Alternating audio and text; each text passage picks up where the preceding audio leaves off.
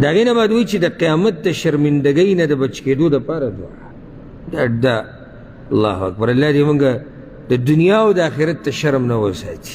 الله دې به موږ پردې راواچي. او خصوصا دا نن سبا دور نه دی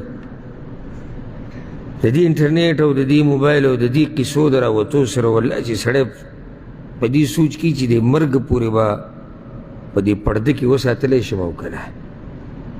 نوي نوي جاخې راوځي او د چا ویډیوګانې راوځي او د چا تصویران راوځي او د چا د کور د زنانه خبرې راښکاره کېږي او د چا څه او د چا څه. ودونو کې د زنانو تصویران ویستی کېږي، په پروګرامونو کې تصویران او ویډیوګانې او هغه بیا په یو ځای کې چلېږي او په بل ځای کې چلېږي.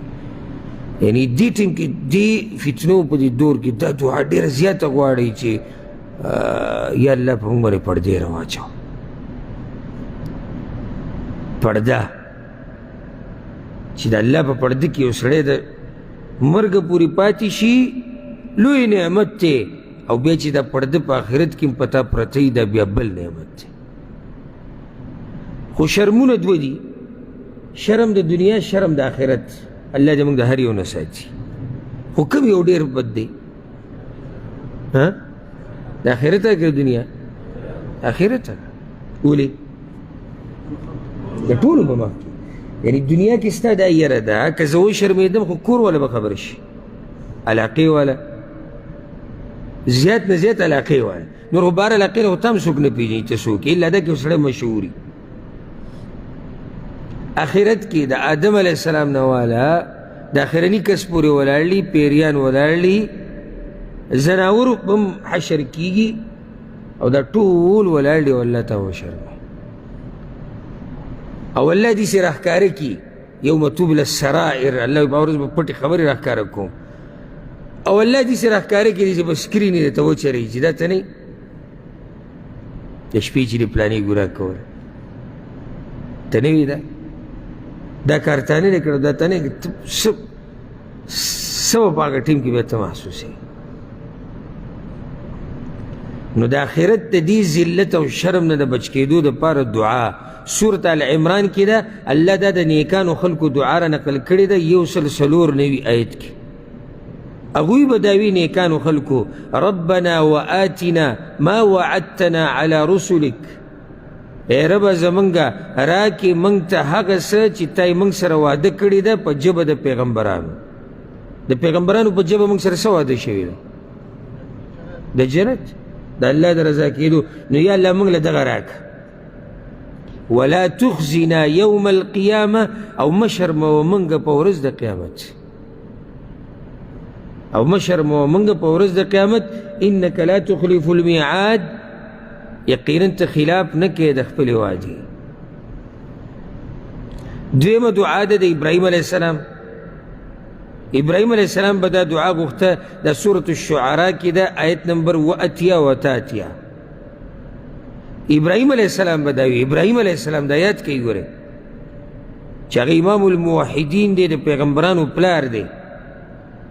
هغه به وي ولا تخزني یوم یبعثون، او مشرموه ما لره په کومه ورځ چې به مړي دوباره د قبرونو نه پورته کړی کېږي. یوم لا ینفع مال ولا بنون، په کومه ورځ چې به فایده نه ورکوي مال او نه زامن. یا الله وي په هغه ورځ مې مشرموه. دا دعا ډېره غواړي د الله نه، دا دعاګانې په مخه غواړي چې الله موږ مشرموه په هغه ورځ چې کله به دا مخلوق ته ودرېږي. اخرنۍ دعای چې راوړي د قرآني دعاګانو کې د الله نه بې ځایه سوال کولو د معافۍ دعا. اوس یو سړی راولګي د الله نه داسې سوال وکړي چې هغه مناسب نه دی، بې ځایه څه مطلب دی؟ مناسب نه دی. لکه نوح علیه السلام، دا سورة هود کې دی آیت 40. دا دعا نوح علیه السلام غوښتلې وه. ولې غوښتلې وه؟